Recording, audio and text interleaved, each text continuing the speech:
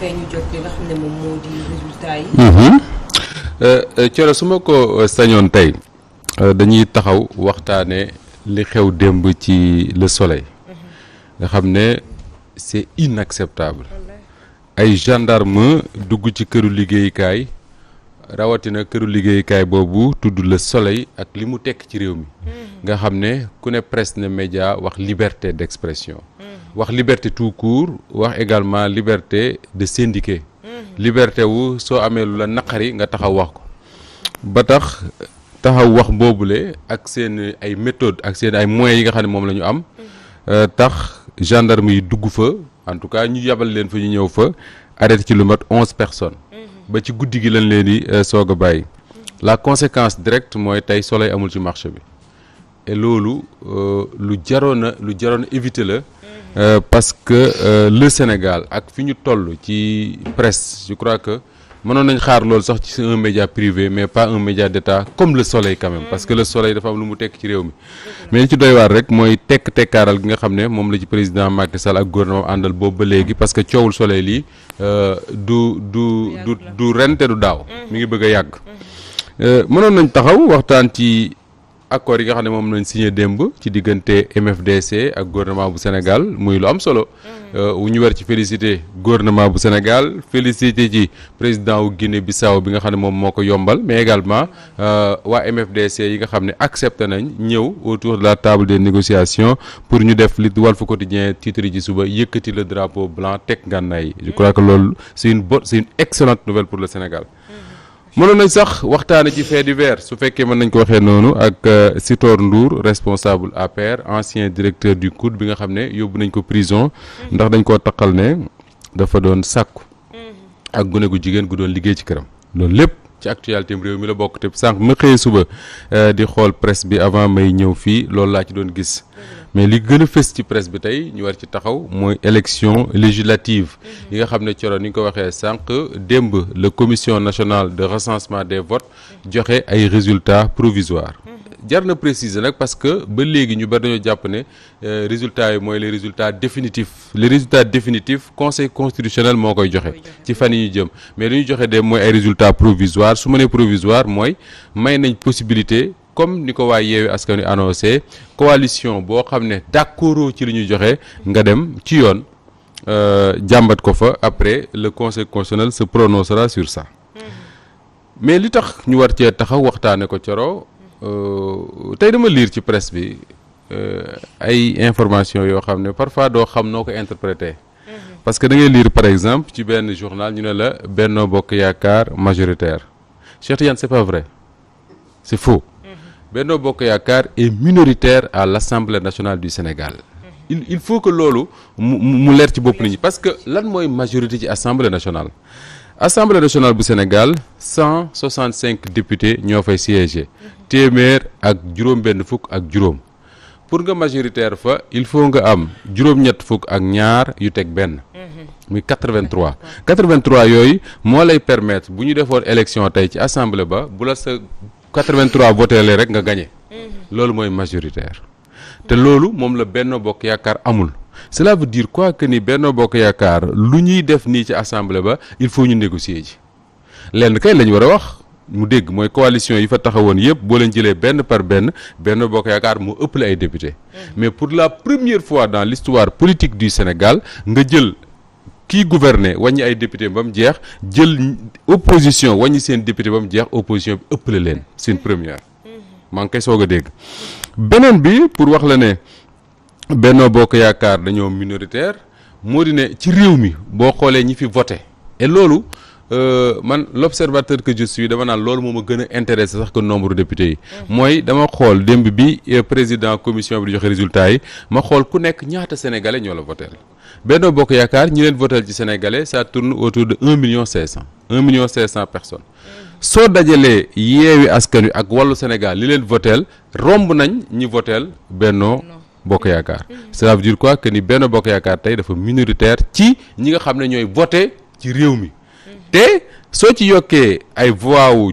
aar bu Thierno Alassane Sall les serviteurs bu Pape Djibril Fall bokk gis-gis bu Pape Diop opposition bi dafay majoritaire largement ci biir réew mi ci ñi nga xam ne ñoom ñoo fiy voté te sax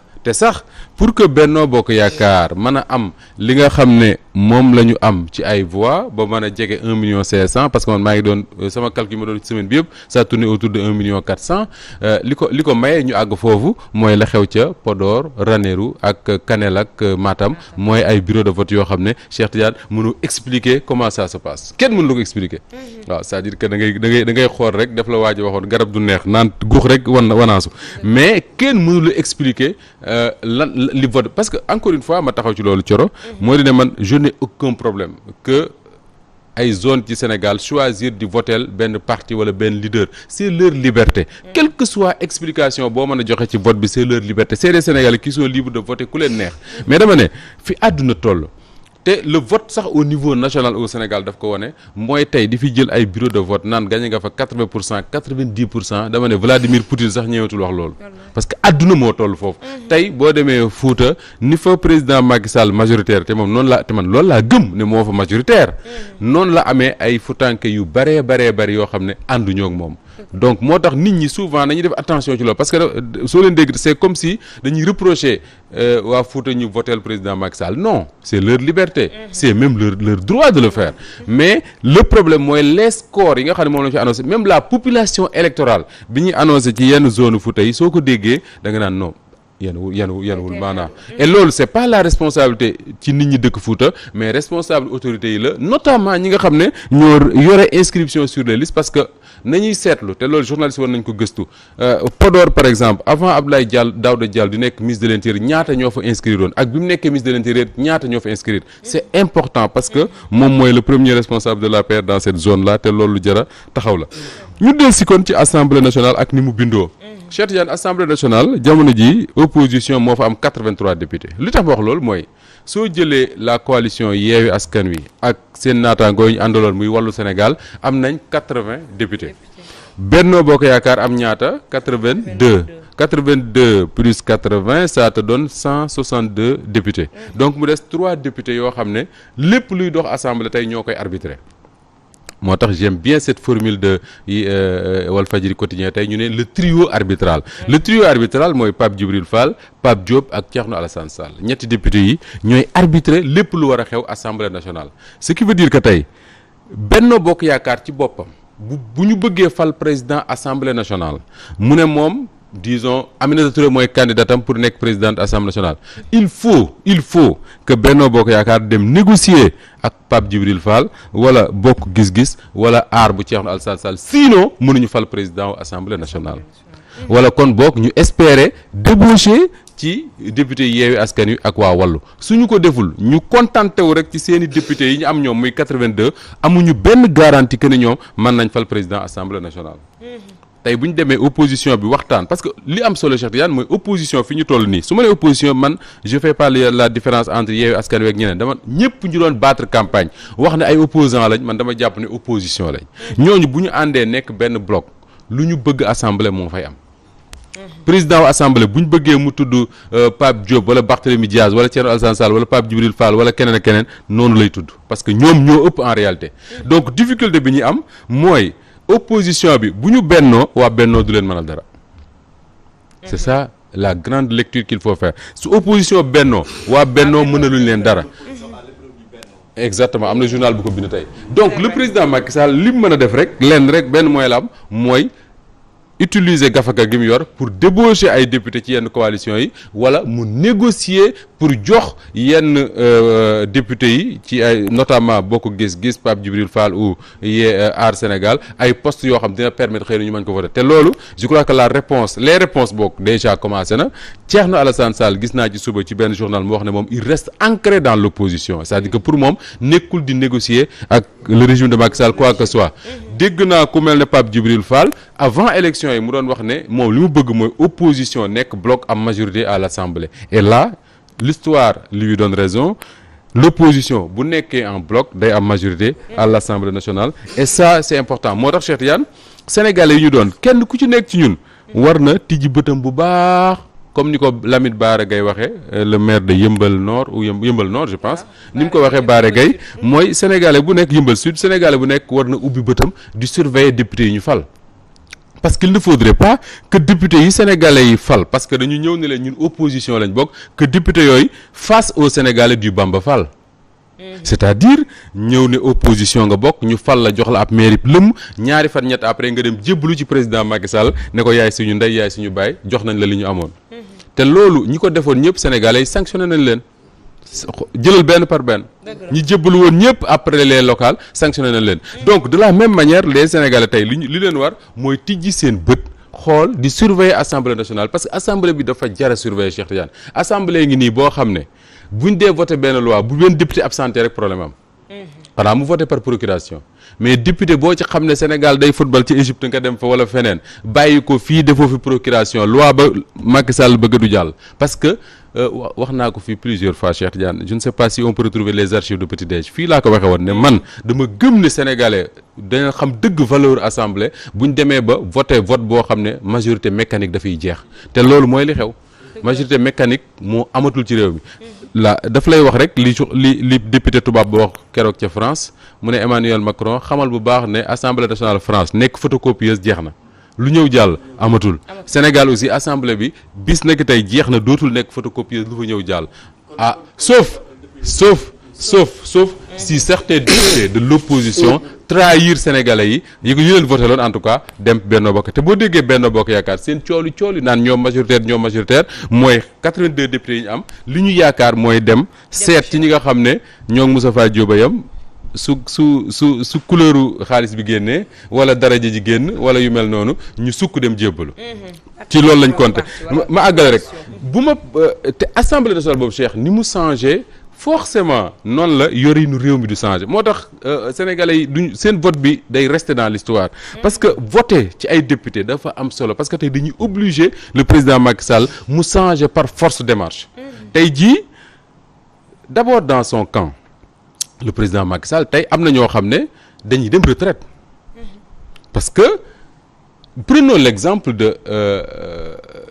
la troisième personnalité de l'État du Sénégal disons je crois c'est Aminata Mbengue Ndiaye mënatul gagner fenn day dem retraite soo jëlee Idrissa Seck mënatul gagner fenn day dem retraite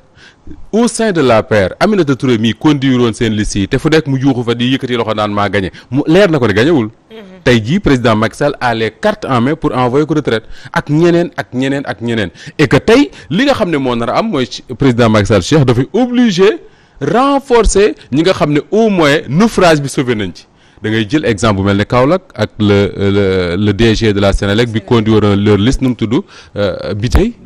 il fait partie des rares responsables de l'APR yoo xam ne naufrage bi génn na ci da ngay jël ku mel ne Ablaye Sow à Kaffrine da ngay jël ku mel ne Matar Ba à Fatick da ngay jël sax ku mel ne Victorine Ndeye à Ziguinchor parce que même su fekkee perte na à Ziguinchor les scores faibles yi nga xam ne moom la ñu yaakaaroon Benno di ko am moom fexe na ba génn ci de la même manière tey même à Nioro exactement c'est le directeur du budget mën nga cee chercher ay exemple comme ça yoo xam ne tey logique politique mooy ñu renforcer leen parce que même su fekkee ne xëy na gagné bi ñu gagné caution wu Macky Sall mi ngi ci mais au moins am nañu ngañ bi tey moo tax d'ailleurs Cheikh Tidiane soo gisee chaîne télé yi temps yi boo seetaanee waa Benno yi ku ci nekk soit nga wax soit nga yónnee ku la waxal bu ko defee ñuy tamante loolu may bañ a wax ku ci nekk bëgg a jiiñ sa moroom défaite bi et d'ailleurs en parlant de défaite ça c'est un exemple que je vais te citer Cheikh suñu copain suñu grand comment il s'appelle Gaston Mbengue qu'est-ce qu'il fait Gaston dès que ñu joxe les résultats mu xool Louga xool ne la commune de Louga daanu nañu rek Gaston wër plateau télé yi qu'est-ce qu'il fait et moi je trouve ça indécent mooy seetal ki nga xam ne mooy sœuram Aminata Mbengue Ndiaye ne défaite bi du moom défaite bi Moustapha Diop la ak ñeneen responsable APR yi fa nekk mu jiiñ leen ko mais je suis désolé ku xam Louga ni mu demee ak ni électorat bi tëddee xam ne dans la commune de Louga ñoom Abdou Lakhat Ndiaye ak ñooñu waa Pastef yooyu dañoo dóor waa APR ak waa Benno ba ñu sukk 4 appuis te budul woon un travail parce que quand Ousmane Sonko est passé à Louga le Lougatois yëpp xam ne am na luy waaj a xew te budul woon la campagne bi nga xam ne moom la Moustapha Diop mené après le passage de Ousmane Sonko balay résultat département yi ñëw dina fekk waa Benno jaaxaan bu yàgg parce que ñi ngi ci 4 appuis lañ nekkoon mais il a fallu les résultats des communes 15 communes yi nga xam ne ñoo nekk dans le département de Louga pour relever li nga xam ne mooy le résultat de Louga loolu moo tax nga dégg ñu naan la Benno moo gagné à Louga ils ont perdu la commune mais dañu gagné dans le département loolu mooy sauvé te département boobu les 15 maires yi nga xam ne ñoo jiite le département je cite le maire Thierno Dieng bu Mbédiène li nga dégg ñu koy wax mooy ñoom suñu gagné c'est parce que Moustapha Diop moo leen jàppale ñu gagné donc man dans ces genres de défaites là man dama naan li gën mooy situer une responsabilité collective dire que ni la coalition bi ñu yor am na problème mais bu fekkee dañu am défaite ma bëgg ko jiiñ Cheikh Tidiane wala ma bëgg ko jiiñ Serigne y a problème et ça Cheikh Tidiane le sait Gaston je l'adore sama nijaay lay tout mais je trouve ça indécent ñëw ne non Aminata Mbengue Ndiaye parce que mooy sama sœur yoonam néew ci défaite bi moom nekku fi woon sax Moustapha Diop la ak ñeneen ñi nga xam ne ñoo nekkoon APR je suis désolé su fekkoon Aminata Mbengue Ndiaye rek APR Benno Bokk Yaakaar mënul gagner le département de Louga parce que le département de Louga les maires ñoo ko wax dem la vidéo est avec moi d'ailleurs may dégg ñu ne ñoom les 15 maires du département de Louga que suñu gagné c'est parce que Moustapha Diop est venu les aider loolu mooy leer li am solo donc pour finir moo di ne le président Macky Sall va devoir revoir sa politique réajuster parce que am na benn universitaire bu ko wax ci suba maa ngi koy lire je crois ci populaire mu wax ne il est obligé de cohabiter obligé de cohabiter parce que tey mënoo am assemblée boo xam ne yow la nga fa jiitoo gars yi comme je dis c'est une courte queue ba pare nga bëgg faa nekk naan je fais exactement ce que j'ai envie de faire ce qu'il a envie de faire mënatul nekk beneen bi mooy non seulement dina changer dans son camp et là je veux pas citer de nom parce que ñu daan xam ne moom a ko wax un responsable de l'APR m'avait dit bien avant les élections que ni le président Macky Sall xelam mais xalaat bi li ci nekk yëpp mooy bi génnee élections yi am ñu ko abal ñu bëree bëri mu renforcer la jeunesse de son camp jox leen ay responsabilités ñu wuti seeni chance ñoom parce que foofu lañ toll ma jeexal Serigne vraiment c'est la der ñun ñu tëj mooy tey obligation wu président Macky Sall mooy discuter avec son opposition ah oui mënoo am assemblée boo xam ne ñu ne la 83 députés yi opposition lañ bokk majorité bi 82 députés la bokk nga ignorer l'opposition mënatul nekk tey Mary Teuw Niane bind na ko professeur Mary Teuw Niane bind na ko bii ci guddi et il a parfaitement raison tey jii le président Macky Sall obligation mooy discuter ak son opposition discuter avec les différentes sensibilités yi nekk ci réew mi pour gérer 18 mois yi ko des ci nguur gi 18 mois il faut mu discuter pour gérer ko ci jàmm ak salaam organiser élection yoo xam ne moom ci boppam dafay entrer dans l'histoire parce que moom mooy nekk moom président Macky Sall le premier président sénégalais bu organiser ay élection te bokku ci waaw mais su ko deful fii ak 2024 Cheikh Tidiane lu ne dina fi am ma ngo Moussa man laaj bi ma lay laaj bi sam man li ma bëgg moom mooy man ma xam parce que xam nga tey jii c'est vrai opposition bi booy xool ñoom boo leen boolee ñoom ñëpp 83 la ñu nangam lu leen neex mën na am assemblée bu ñu booloo bu ñu bennoo voilà bu ñu bennoo waaye Moustapha man damay dem ci maanaam kii exemple je donne un exemple damay jox exemple États-Unis wala France maanaam tey jii bu dee am na benn loi boo xam ne loi bi c'est l'intérêt du peuple sénégalais benn maanaam ki Macky Sall indi ko mu nekk intérêt est-ce que parce que ni may dégg nga est-ce que léegi maanaam waa opposition bi dañuy taxawee ne non opposant damay opposé wu non voilà loolu laa parce que xam nga lu tax loolu laay bañ loolu laay bañ parce que ëllëg parce que xoolal dañuy xool intérêt wu Sénégal la ñuy xool Cheikh Tidiane nee naa la waaw intérêt Sénégal la ñuy xool nee naa la assemblée bii ñu yor waaw ak sénégalais dafa mel ne jeeg bi ne ci këram teg diw xam nga du ko fa bàyyi dem di waxtaan da nga koy surveiller c'est-à-dire assemblée bii dañ leen a war a surveiller su ma nee surveiller opposition ak majorité parce que tey la première chose bi nga war a xam mooy su président Macky Sall bëggee initier fi mu nekk nii benn loi bu mu bëgg a jàll ci assemblée nationale xam nga bu njëkk gouvernement bi da koy bind nu mu ko neexee yóbbu assemblée ñu voté parce que 125 députés la ñu woon mu neex mu naqari day jàll 125 yooyu sénégalais yi wàññi ci ñeent fukk ak ñett bennoo assemblée bii ñu passé téeméeri député ak ñaar fukk ak juróom lañu amoon sénégalais yi ne leen ñoo bañ dinañ ci wàññi ñeent fukk ak ñett jox waa opposition bi 43 députés la Benno Bokk Yaakaar perte ci assemblée bi moo tax soo gisee Aminata Touré ne moo gagné da nga koy yërëm parce que amul leen lu wax. nous avons bien gagné. oui bien gagné mënoo perte 43 députés ah Cheikh Tidiane bu ñu demoon championnat Jaraaf jël paie à 2 journées de la fin ñu ne Jaraaf dafa am ay pénalité dañ koy wàññi 5 points mais bu Jaraaf taxawee naan maay gagné alors que waa ji 2 points la ko rawee woon Jaraaf day fontoo nit ñi c'est un peu ça l'image c'est-à-dire que 43 députés la wàññil nangoo ko ci yow jox ko Fatou boo taxawee ne maa gagné y a problème mais li am solo mooy tey obligation président Macky Sall am xam nga yàggul dara woot nañ ci benn loi sur les OGM ñëpp gis nañ ravage yi muy def en Europe bi ñu koy voté fii Sénégal kenn yëgu ko journaliste sax yëguñu ko personne n'en a parlé assemblée bi voté ko sans débat jàll ci leneen te loolu dafay dem bay laal suñu santé ñun yaa ngi dégg tey bu doon assemblée bii ñu yor nii fii ñu toll nii président Macky Sall su bëggee mu jàll il faut mu convoquer opposition waxtaan ak ñoom ne leen dama bëgg loi sangam ak nangam ñu waxtaan ci c'est la première chose buñ ci waxtaanee peut-être loi bi dem assemblée su boobaa nag bu sénégalais yi gisee ne loi bii kat déglu nañ waxtaan yoo xam nañ ne amal na njëriñ réew mi opposition bi lànk ne du ko def sénégalais ñu leen sanctionné et loolu sénégalais yi def nañ ko ci élection Cheikh sénégalais yi def nañ ko sénégalais yi def nañ ko ci élection yi d'accord naa non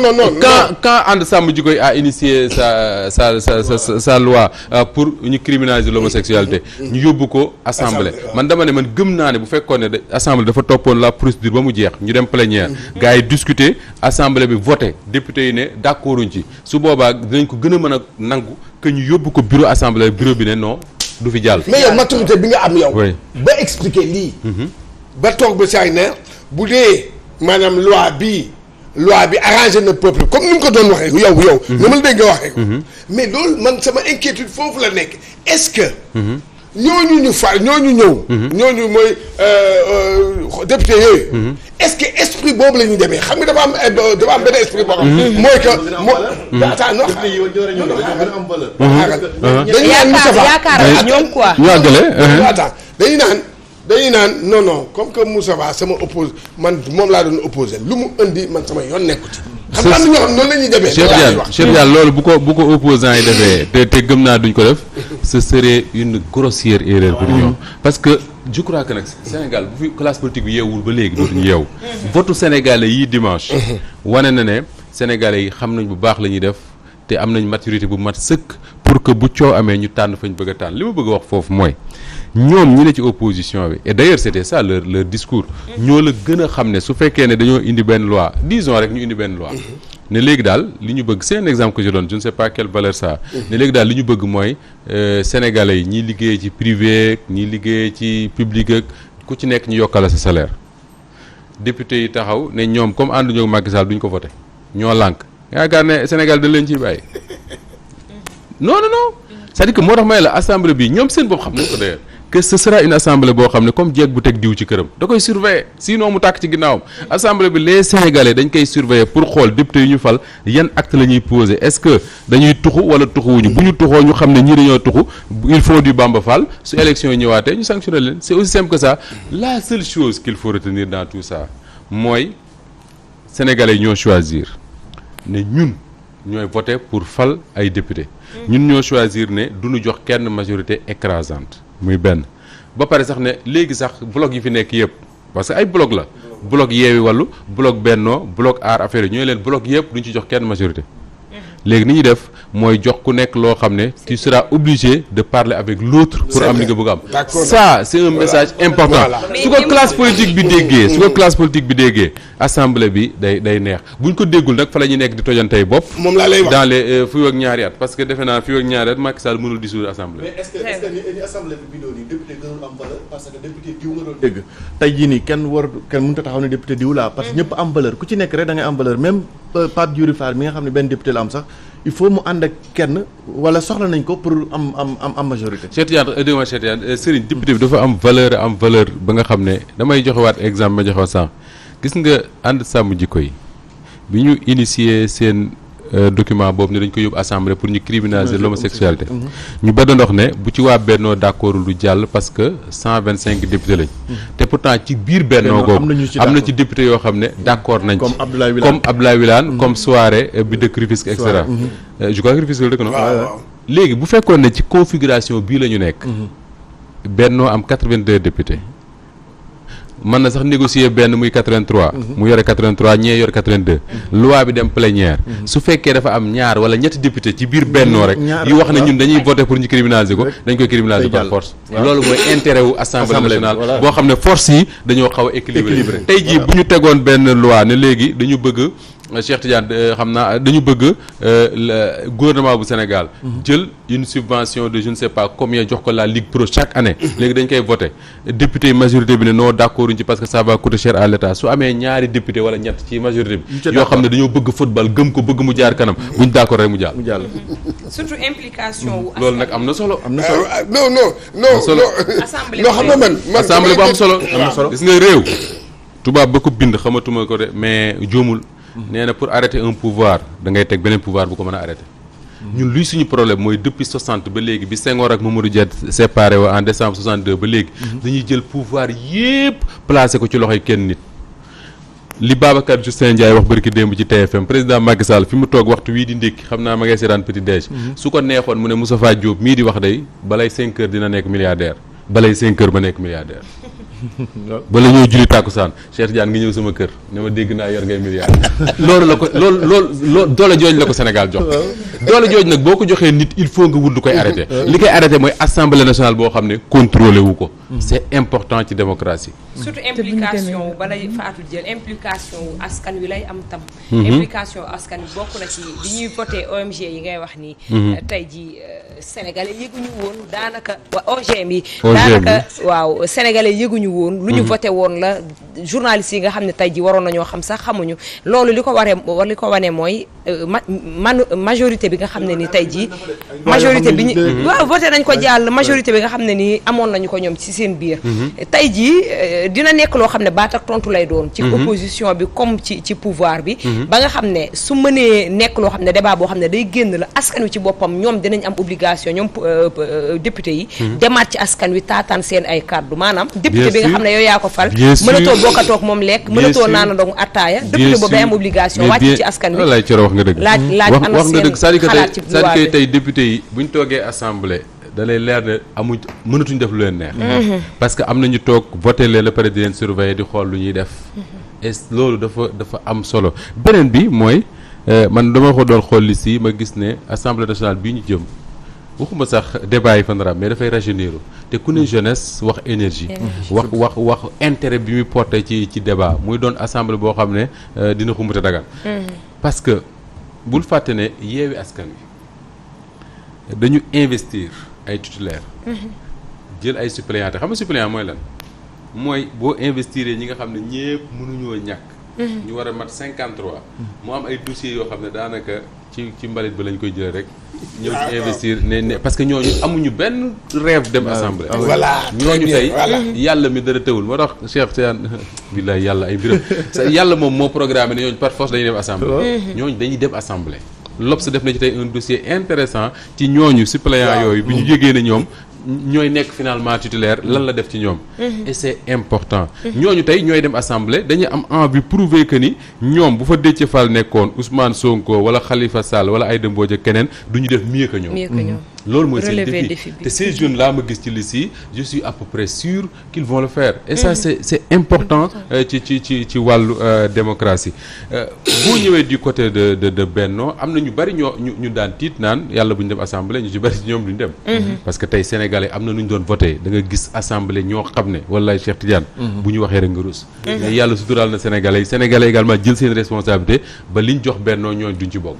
et loolu dafa am solo élection ci réew Cheikh Tidiane bu la ci kenn ndax dañoo war a fexe ba yow boo voté ba pare nga tëdd naan sa njar mu sedd ne j'ai bien fait mais voté ba pare ci ëllëg sa c'est comme li ñu defoon en 2007 fal Ablaye Wade au premier tour ba pare taxaw naan ca bu ñu yëgoon or bu fekkoon ne Ablaye Wade dañ ko poussé woon à l'extrême yóbbu ko deuxième tour ñu dem élection même bu gagné deuxième tour dina xupp ay bëtam xam ne Sénégalais yii am na message bu ma envoyé mais un président sortant nga jox ko 50%. waaw Macky Sall noonu lañ defa mu 2012 2019 on lui donne 58% au premier tour mais danaan sama bamba naat na réew mi man lañ àndal lu ma neex def waaw fu ma neex ne galas mais tey jii vote bi wan na ko ne mais attends les Sénégalais ba léegi ñu ngi fi et ils sont capables li la jox ñu rocc ko à tout moment beneen bi mooy wax dégg naa léegi Pape Fall di ko wax ci RFM et Cheikh Tidiane c'est important c'est-à-dire que sénégalais yi dañu logique. parfois ñu poser acte yoo xam ne doo xam lan moo tax mais sénégalais yi parfois da nga naan dañu logique xamal tax Cheikh Tidiane xoolal Sénégal à part Abdou Diouf. bi Abdou Diouf sax bi mu defee 10 ans ci pouvoiru Sénégal bi mu defee 10 ans ci la commencé réew mi di yëngu ba ni mu génne. Abdoulaye Wade bi mu defee 10 ans ci la commencé réew mi di yëngu ba ni mu fi génne Abdoulaye Macky Sall bi mu defee 10 ans ci nguuru Sénégal 10 ans. nga xam ne c'était en 2022 bi ñu nekk. 10 ans yooyu ci la réew mi commencé di yëngu te nii la ñuy dem ba 2024 cela veut dire quoi que ni Sénégalais en fait président bi ñu bëgg mooy président sur 10 ans. ñaari mandat de 5 ans nga abale. loo ci bëgg a teg indi problème. d'accord Fatou. ça c'est la logique du vote des Sénégalais. kon troisième mandat mën nañoo wax xalaat ne du am wala du génn ci xelu nga doon xalaat. naa ci ñëw léegi. incha allah ayca Fatou. ak taux de participation bi am nga xamante ne àggul sax 50%. est-ce que sénégalais yi dañoo am benn désintéressement ci li nga xamante ne ñoom ñooy homme politique yi. loolu tamit interrogation la parce que bu demee bay nekk ay 46 plus de 45%. loolu je pense que remettre na en cause li nga xamante ne mooy gestion pouvoir bi ñenn ñi comme rêve ci affaire yi résultats yi ni mu ñëwee parce que xalaatuñ ko woon parce que jour élection yi déjà ba résultats yi doon tombé ni ñu ko doon déggee. tendance yi déjà ni mu favorable woon mais boo demee ba perdre plus de 40 députés war nga xoolaat sa bopp ñoom pouvoir bi te bu demee ba nit ñi naan est-ce que carte mën naa yëkkati ki fi nekk nit ñi dem ba interroger donc moom mooy wane délaissement boobu te taux de participation boobu ci wàllu élection bi est-ce que du moom mooy woy ci wàllu présidentiel bu dee loolu am na kon moom mooy lu ñuy wax rek dañuy jàpp ne ñoom ñëpp ñooy yem mooy fama propos yooyu nga xamante ne Moustapha da koy contesté ne biñ ko jàppee di ko non man moom ñëpp dama ci d'accord day am problème mais buñ demee ba mu wàññeeku maag Serigne yemuñu maag Cheikh Tidiane yemuñu bu ñu demee ba 40 ni nga sell bu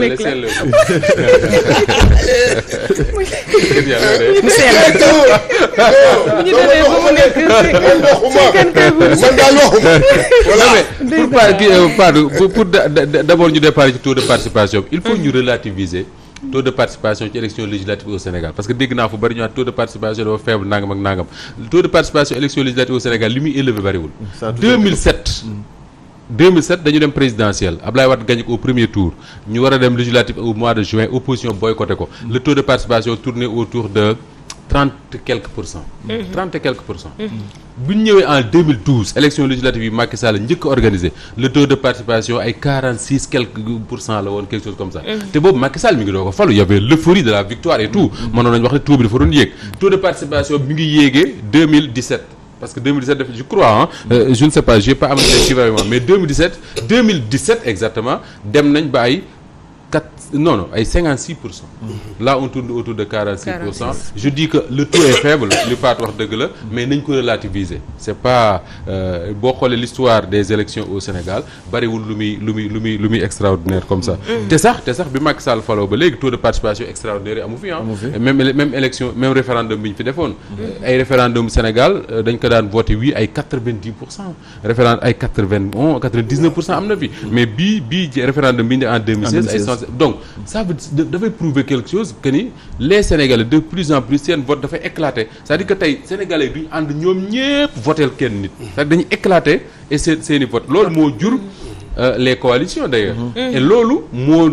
moo tax ñu dugg ci beneen ère cette nouvelle ère là mooy lan eeru intercoalition parce que tey su fekkee ne Benno Bokk Yaakaar am na problème yi mu am yëpp dara tegu ko lu dul li ñu woowee le fameux PDF le plan Déthié Fall bi nga xam ne moom moo créé intercoalition entre Yewwi ak Wallu intercoalition Cheikh Tidiane moo permettre ñu contourner le système d'élection enfin le mode d'élection du raw gàddu parce que tey bu fekkoon ne Wallu ak Yewwi ànduñu ci yenn gox yi Benno Bokk Yaakaar tey dina am 125 députés wala mu ëpp ko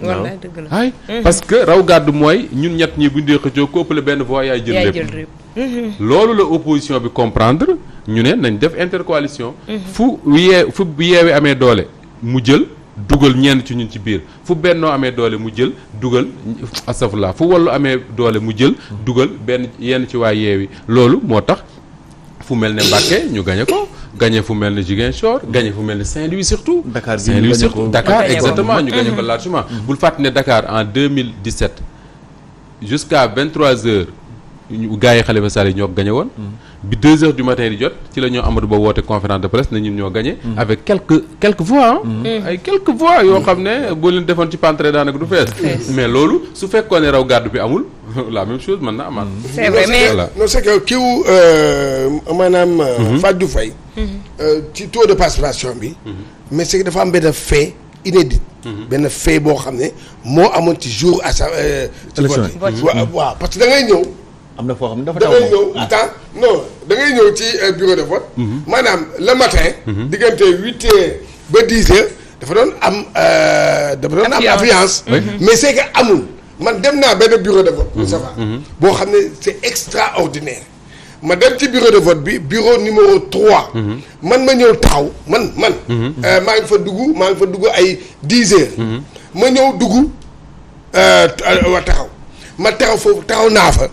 ma taxaw fa. 15 minutes. gisoo kenn. bureau boobu. noonu dëjee gisuma kenn ku dugg léegi président de kii bi. président bi moom dafa def nga man kii laa. électeur ma ne ko non du ma électeur. toog nañu lu yàgg. maanaam am na nag lu nax ñu bari. d'ailleurs am na ñoo xam ne xam naa bu ñu déggee taux de participation bi 46% loolu la ñu wax noonu. am na ñu mu jaaxal am na sax ñu yaakaar dafa bari. pourquoi parce que jour vote bi amuloon ay rang te loolu li ko waral mooy vote bi dafa gaaw. waaw 8 listes la woon. dafa gaaw donc mën nga ñëw ci bureau fekk ñu rang 10 minutes 20 minutes après nga ñëwaat fa doo fekk kenn parce que vote bi yàggul. muy beneen bi mooy et d'ailleurs Cheikh Tidiane gis nga jour élection yi man dama jógee sama kër maa ngi koy fàttali bërki démb booru 16 heures je pense bi may génn sama kër jot naa les résultats de Koweït. mooy résultats yi ma njëkk a jot. PV Koweït. ma gis résultats yi xam ñaata voté xam kan moo gagné ko xam fan la nan la demee. ma envoyé résultats yi Pierre Edouard Faye laaj ko ma ne ko Pierre mooy résultat wu Koweït yi la. mais bu leen ko publier ci Walfadjri boobu 16 heures mooy jot parce que dama jàppoon ne buñ ko publier ci Walfadjri ñu ne Yewwi Askan Wi moo gagné Koweït dañ naan waa Walfadjri ñoo influencé vote bi dëgg la ñu dañ naan waa Walfadjri ñoo influencé vote bi parce que ñoom ñoo fi nekk naan Yewwi gagné na Koweït parce que daloon amoon na fi benn élection boo xam ne Pape Ngagne Ndiaye moo njëkkoon a annoncé les premiers résultats je crois que c'était sur la TFM daf ko annoncé rek dëkk bi commencé yëngu nga dégg tàcc yi fii nangam ak nangam man c'est ça que je voulais éviter. c'est-à-dire que annoncer les premiers résultats alors que sénégalais yi dese nañ leen 2 heures pour ñu war a continuer di voter. soo ko defee rek dañ naan tout de suite waa Walfadjri kat ñoo influencé vote bi parce que dañoo contre. waaw mais Moussa loolu ñun lañ doon seetal. laajal Pierre on avait les résultats. non c'est Moussa Ba. xam nga lan mooy problème bi foofu. léegi nag mooy que. maanaam commission électorale bi nekk fii. je sais pas direction des élections. wala Sénat beeg. wala Sénat bi. wala ñoom ñoo war a wax. dëkk yooyu nga xam ne dañoo am kii. décalage ñu wax leen ne. non bu résultat bi génn bu kii bi maanaam bu vote bi foofu. bu heure boobu jotee. léegi da ngeen koy kale. ak heure Dakar. waaw leen rek lañ mun Cheikh Diar ak heure Dakar leen rek lañ mun Cheikh Diar en même temps leen rek lañ mën ñu ne leen. bu leen dépouiller tant que 18 heures jotul Dakar. voilà mais su fekkee ne moom dañ leen a dépouiller dañ leen a bàyyi ñu dépouiller ba 18 heures jotee foofu. résultat bi kenn mënatu ko nëbb xam nga lu tax. réseaux sociaux yi moo tax. moom laa lay wax. kenn day ñëw ñu kii ko mu photo ko envoyé la ko. c'est aussi simple que ça. gis nga li nga wax mais je crois que war nañ cee mën a jël ay solutions. parce que buñ ko bàyyee ëllëg mën na indi problème. nii non c'est d'autant plus vrai que votu émigré yi votu sénégalais de la diaspora dafay am influence trop ci votu sénégalais yi nekk biir réew mi. moo tax man gis nga quand je vois dama commencé gis les résultats de Koweït ensuite je crois que Turquie. voilà mu commencé demee noonu rek. tout de suite man xam naa ne tendance bi nii lay demee. c'est vrai parce que souvent seen vote dafay influencer le vote. des gens yi nekk réew parce que ñoom déjà diaspora bi ñooy dundal waa réew mi. te depuis quelque temps da ngay gis benn affaire bu am ci diaspora mooy dañuy woo seen mbokk yi ne fii naan leen écouter man mënu ma ne fii di liggéey di leen jëndal ay di leen jox lu ngeen di lekk su ma voté fii ngeen voté changé wu leen changé leen seen bopp exactement donc je crois quelque part également man de c'est mon niveau de lecture dama naan le journaliste que je suis j'ai une responsabilité bi ma am mooy ci élection lañ nekk ñëpp il doit partir à chance égale comme élection bi des na bu desoon sax ay 30 minutes wala 1 heure on peut mais comme des na au moins 2 heures lu nekk mën na fay xew 2 jours yooyu mu des man je fais tout pour ne pas influencer le vote. Influencer le vote mooy joxe résultat ne Yewwi Askan Wi moo gagné Koweït. soo ko defee rek tout de suite nga gis gars yi ne comme Yewwi commencé na dóor kay nañ dem doggali. d'accord ci taux de participation ñoom ñoo gën a aisé moo ma jaaxal waa diaspora bi te ñoom ñoo voté contre pouvoir bi. te pourquoi ñun Sénégal conditions yi ñu nekkee ñoom diaspora bi ñoom di voté contre benn. wala ñu continuer rek bàyyi yeneen rubrique yi ñu waxtaanee. mais maa ngi koy wax léegi. troisième mandat xanaa léegi dana génn ci xelu ki ko doon xalaat Macky Sall mais gis nga bala ñuy ñëw ci 3e mandat bi ak xel yi di ci xalaat noonu dañuy wax taux de participation bi taux de participation bi bokk na ci sénégalais yi nga xam ne dañuy jàpp ne élection législative maanaam nga fal ay député daanaka amatul benn solo mooy dañuy amati majorité bu ñu demee amul benn représentation boo xam ne dañ ko defal askan wi mais est-ce que 14e législature bi bu ñu bëggaa demaatee ci législative yoo xam ne incha allahu rabbi ni ki 2026 la est-ce que du am changement su fekkee ñoom seen taxawaay baax na est-ce que bu ñu demee ba boobu taux de participation bi ñuy séentuwaat ci 5 ans yi di ñëwaat est-ce que du relevé wu parce que am nañu li nga xam ne moom moo di détermination boo xam ne gis nañ ko ci député yi nga xam ne ñoom ñoo nekk ci man rafet naa njort que ni élection yi ñuy jëmati ci Sénégal taux de participation bi mën na di gën di yokk saa su ne xam nga lu tax parce que boo xoolee campagne bi ni mu demee bari na ay ndaw lool yu toll ci voté wala yu toll ci 1 an ñu war a am âge voté wala 2 ans ñu war a am âge voté toppoon coalition yi di daw ndaw yooyu bu leen mayee possibilité ñu inscrire ci liste yi rek dañuy inscrire tey avec ce vote là ak résultat yi wane na ne ñoom ci seen bopp ndaw yooyu am nañ possibilité mën a influencer en tout cas joxe seen kàddu ci réew mi doxe mais su fekkoon tey di jëm ci élection législative ñu voté résultat yi ñu koy joxe ñu jékki-jékki ne Benno Kër am na majorité wu 125 députés lii nga wax mooy am c'est-à-dire que ñu bedd naan toute façon jaratu ko parce que loo voté aussi ñoom la ñuy jox li ñu bëgg a jël mais lii wane na ne suñu bëggee changer pouvoir bi fi nekk dañ koy changer parce que man sama gëm-gëm mooy loolu moo di ne dégg naa ñu bari ñu wax naan Macky Sall carte mënu ko fee jëlee nangam ak nangam man dama naan Sénégal parfois je me pose des questions parce que bi Abdou Diouf jiitee nguuru Sénégal gii dañ daan wax Abdou Diouf carte du ko fi jëlee kenn mënu ko fee gagné ñu ñëw fi élection ñu naan carte israélienne carte ca xawma lan ak lan carte yu nañu wax ko fi ci réew mi pourtant ay sénégalais ñoo dem élection voté ne Abdou Diouf abal ñu mu abale Abdoulaye Wade jiite Sénégal ñu ne Abdoulaye Wade moom kenn mënu ko fee gagné carte du ko fi jëlee bu mu bokk ci élection yi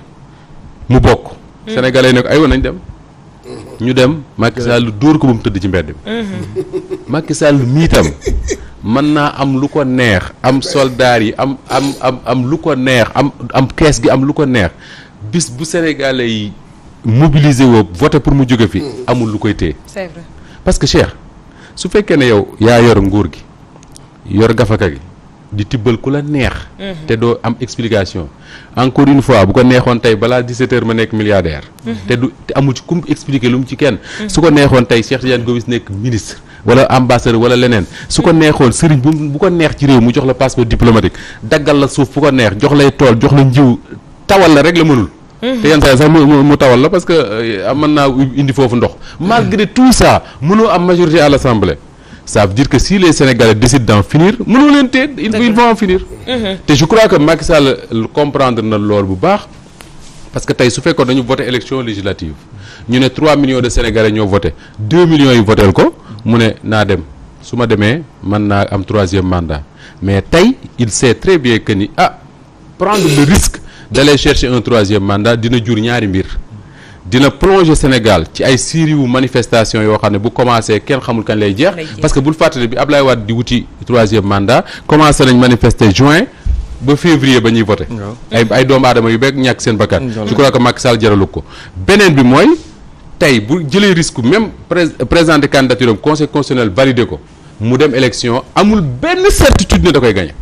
amul ci benn certitude ne moom da koy gagné mën nañ koo gagné te boobu ce serait la suprême humiliation te wax dëgg yàlla man j'aime bien Macky Sall yéene ma ko beneen question ñu tëj Moussa bari na ci ñoo xam ne ñu ngi tiit ci kaw Benno Bokk Yaakaar gi nga xam ne amoon nañ ñoo xam ne dañu leen a investir seen liste nationale ñuy tiit pour ñu dem ci assemblée nationale ndax gën a relever li nga xam ne ni moom moo di assemblée nationale bi ñuy xaar xëy na tête yi ñu fa gis ñu jàpp ne assemblée buy am influence la ci sénégalais yi mais gis nañ fa ay bopp yoo xam ne yu ñu fa inscrire woon ci biir seen liste nationale bi.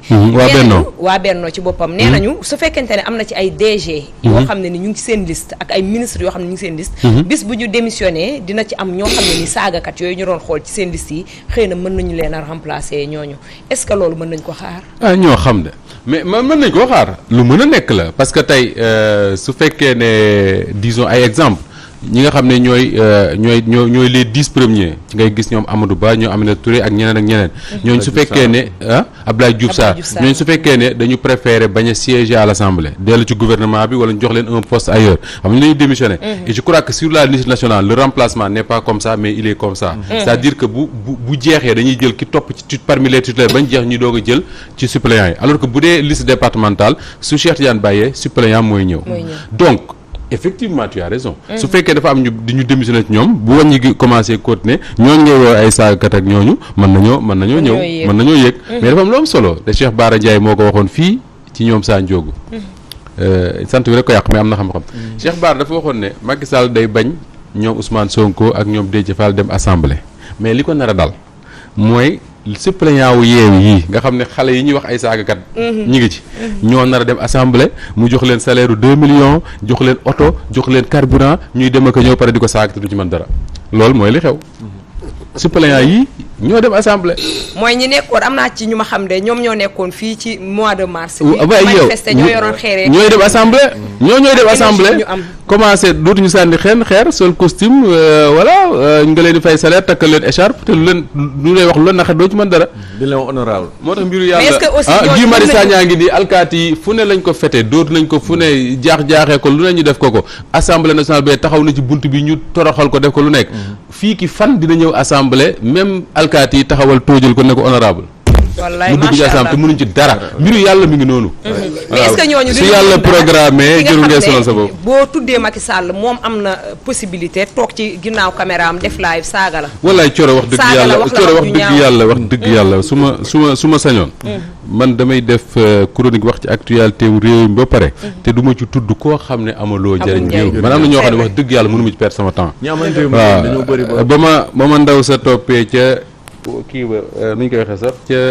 YouTube ba xaw ma saaga ma ba ma tooy sama benn xarit envoyé ma ko ma ne ko tooñ nga ma lool de. jarul xool. bi ci njëkk mooy mënoon na may saaga ba déwén du ma ko yëg. voilà ñaareel bi mooy yàlla may na ma fulla goo xam ne xalaatuma nit di ma saaga ma taxaw ci télé di ko tontu. dëgg la. waxal la neex am na fi Coro mën na ko seede am na fi ku ñu fi saaga woon saaga yu ko neex. man mii maa leen woo ñoom Coro ñi ne leen bàyyi leen ko mu leen di saaga fii ba déwén ba yàlla di wal buftu bi na leen di ba àddunay tukki nekkoon ne di leen saaga bu leen ko tontu mukk parce que nit bu amalul boppam respect yow sa bopp yaay amal sa bopp respect parce que booy tontonteeg moom rek amatoo respect ci sa bopp voilà dëgg la di ziar bu baax Coro suñu mbokk ñuy seetaan rawatina ci sama benn yaay boo xam ne yàlla dafa def musuma koo teg bët te nee na ma dama la yemaleeg ñi ma jural sama bopp. maire Thiam ma nga ca lew na ñese. bu àjjuma bu nee na bu demee julli ji ba ñëw du nangoo tëdd parce que bu tëddee day nelaw te bu nelaw tëddee da koy raw donc day toog yor kurusam di xool télé bi yenn saa yi mu jayeexu sët yi ne ko maam yaa ngi nelaw de te Moustapha ngi wax. maa ngi koy ziar bu baax di ziar suñu beneen mbokk Sylvie ma nga dëkk ci États-Unis moom fan yi mi ngi fi dem mu ñëw fii seet suñu ci Walfadjri ñu ngay ziar di ziar ñëpp ñuy seetaan à travers le Sénégal ak le monde entier comme disait nu tudd El Hadj Mansour Mbaye yàlla na ko yàlla may gudd fan ak wér mais mu sell mi laa bëggoon ñu lijjanti ko mu sell mi parce que mu sell mi man bëggoon naa cee tooñ Moustapha dégg naa ko ci télé bi muy wax naan Walfadjri da doon sonkolu dégg naa ne Walfadjri da doon sonko loolu dama ko ree ba sonn parce que nombre de vues yi nga xam ne Walfadjri am na ko tam ak topp gi nga xam ne askan wi ñu ngi doon topp élection législative yi da nga doon toog ci sa kër gis ñi nekk ci télé bi da ngay gën a amaat courage ci kaw ñi nga xam ne ñoom ñoo lay représenté ci biir plateau yi ak taxawal gi ñuy taxawal askan bi macha allah. wala nga romb ci marché yi wala taxi yi nga dégg ñëpp taal rajo lépp wala c'est ça non mais loolu Coro xam nga li ci jar a sant yàlla mooy loolu du man du yéen du ñun ñi toog fii dafa am ay génération et loolu Sénégal dañ ñu bari ci ñun dañ koy fàtte lu bari dafa am ay génération yoo xam ne ñoom ñoo succédente ci Walfadjri am ñu Siri Lamine ak ñoom àndaloon am ñu toppoon ci ñoom am ñu ci toppoon am ñu ci toppoon am ñu ci toppoon ñooñu ñëpp ji ay graines yoo xam ne moom mooy dox di dox ba agsi ci ñun ñu ne ñu garab gaa ngi nii taxaw na naat na leen lañ leen sant mooy sàmm ko. ñu taxaw di ko sàmm et graines yooyu ñooñu doon ji dafa am benn affaire bu mu def ci Sénégalais yi mooy lu nekk mën na xew les Sénégalais mën nañ seetaan lu leen neex ak fu leen neex mais su fekkee ne lu toll ne élection dafa am wala yenn événement yi am ci réew mi Sénégalais ci Walfadjri lañ ko yaakaare seetaane pour xam exactement lan moo xew te li ko waral lenn dong la mooy ñun journalistes yi ñu doon muy man di Pierre di Cheikh Tidiane di Fatou ak ñeneen ñi fi nekk ñëpp sur ces genres d'événements là boo laajee Pierre mu wax la ko c'est-à-dire que li ñuy insister suñu reporters yi ñëpp mooy travailler sur les faits du factuel c'est-à-dire que le commentaire ça va venir après Moustapha Diop dina ñëw commenter Mame Birame Wathie Pape Mokhtar Diallo Cheikh Tidiane Gomis mën na ñëw commenter leen neex mais les reporters qui sont sur le terrain loolu moo tax en fait nit ñi di leen seetaan le fait et loolu dafa am lu ma ci retenir mooy Abdou Khoudous Diallo dafa direct événement manifestation yi mujjoon a am mu direct ko presque le matin ba 19h 20h ma jot un message de Jérôme Diouf Jérôme kuy wax journaliste ci réew mënoo ko bañ a tudd mu ne ma il faut féliciter Abdou Khoudous Diallo parce que ce qu'il a fait ci reporter dafa jafe pendant presque 10 heures de temps nga tenir ay nit en haleine di leen wax li xew ci dëkk bi ñu koy seet ñu koy vivre comme ni nga koy vivre yow c'est important et loolu mooy le travail de tous les reporters de Walfadjri moo tax bërki dem ma doon wax ne man ku ñëwoon fekk ñu fii ñu toog ñun ñii di wax di commenter nga saaga ñu man du ma metti mais li ma mënul accepter mooy les reporters de Walfadjri yi nga xam ne dañ leen envoyé sur le terrain sant ñu leen lu lenn mooy xool leen gis wax ne lii ngeen gis kooku loo ko wax tooñ ko moo tax keroog bi waa bennooy yambar yooyu nga xam ne dañ leen a xont bañ toll ne ay mbaam te amuluñ kenn njëriñ taxaw ne dañuy dóor Abdou Khoudous Diallo ma ne ça c'est très grave parce que buñ daje woon ak Moustapha li muy wax neexuñu mere nañ ko ñu dal ci kaw mën nañ comprendre même si mais koo xam ne yow deful lu dul ñëw tendre micro Aminata Touré wax li mu bëgg a wax mu teg ko en direct mais kooku loo ko wax tooñ ko voilà donc encore une fois man je suis très content du travail qui a été fait par les reporters de Walfadjri ci week-end boobu et je suis également très satisfait ci lenn mooy boo xoolee la couverture des élections ci Walfadjri ñun defuñu journée électorale week-end électoral la ñu def week-end électoral boo xam ne ñu ngi ko commencé le samedi terminé ko le lundi presque à 21h di dem te ba léegi ci lañ nekk et loolu réflexion boobu soo ko xoolee da ngay xam ne jugewul ci bopp Moustapha Kassé ku mel ne Awa Diop Ndiaye par exemple elle a fait un excellent travail sur ça proposition yi ci bari ci moom la jugee ak Pierre-Edouard Faye man je n'ai fait que m'occuper de la coordination et ça c'était important pour ñoom et je tenais à les féliciter vraiment parce que ñu bari mën nañ ko seetaan de loin yaakaar ne Moustapha la c'est pas lui c'est vrai ce sont ces gens de l'ombre là ñoom Abdou Khoudous ak ni ñu koy waxee sax Fatou Bintou Diouf ak Xooxaan Ndong ak ñooñu c'est eux qui font le travail et pas nous. Moustapha mu sell mi Fatou mu sell mi kon yow léegi ci Ahmed Tidiane doo bàyyi débat moom